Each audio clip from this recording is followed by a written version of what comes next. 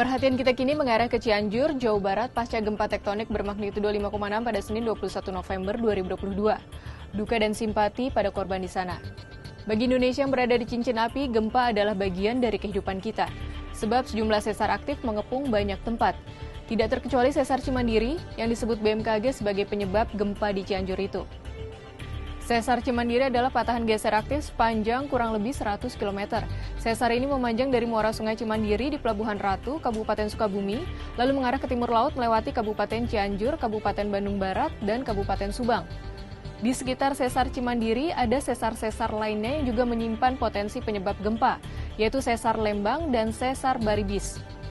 Nah, sesar yang disebut terakhir yaitu sesar Baribis diprediksi menyimpan potensi gempa bagi wilayah Jakarta. Ini bukan omong kosong, melainkan fakta berdasarkan penelitian. Penelitian terbaru yang dipublikasikan di Scientific Reports Nature pada Kamis 16 Juni 2022 menambah bukti tentang ancaman gempa yang mengepung Jakarta dan sekitarnya. Penelitian yang ditulis Guru Besar Fakultas Teknik Pertambangan dan Perminyakan ITB, Sri Widiantoro, dan tim ini menunjukkan bahwa sesar Baribis aktif dan menyimpan ancaman bencana besar. Sesar Baribis ini merupakan jalur patahan yang berjarak hanya sekitar 25 km di selatan Jakarta. Studi menyebut bagian barat segmen sesar Baribis yang aktif ini dalam kondisi terkunci. Ketika energi regangan yang terakumulasi ini akhirnya dilepaskan, maka gempa besar berpotensi terjadi.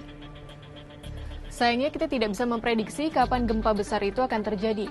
Tetapi sejarah mencatat sesar Baribis pernah menyebabkan peristiwa gempa dahsyat Jakarta, yaitu 5 Januari 1699 dan 22 Januari 1780. Dengan data sejarah dan kajian geofisika terbaru, semakin jelas wilayah megapolitan Jabodetabek yang dihuni lebih dari 29 juta jiwa atau sekitar 11% dari penduduk Indonesia ini rentan terimbas gempa bumi. Disinilah kita mesti bersiaga. Nyatanya potensi dan ancaman gempa tidak berhenti sampai di sesar Baribis. Penelitian terbaru menemukan zona kegempaan di selatan Jawa bagian barat dan tenggara Sumatera menyimpan sumber potensial gempa megatrust di masa depan dengan kekuatan hingga magnitudo 8,9. Pemodelan menunjukkan gempa di zona tersebut juga berpotensi memicu tsunami hingga 34 meter, melebihi ketinggian tsunami Aceh 2004 yang mencapai 30 meter. Hasil penelitian ini diterbitkan di jurnal Natural Hazard oleh peneliti gabungan dari BMKG, ITB, BRIN, dan University of Cambridge pada Selasa 1 November 2022.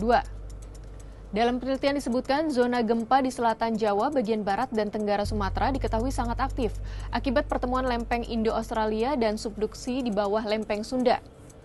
Peristiwa megatrust besar yang terkait dengan proses ini dikhawatirkan menimbulkan bahaya gempa bumi dan tsunami besar bagi masyarakat sekitar.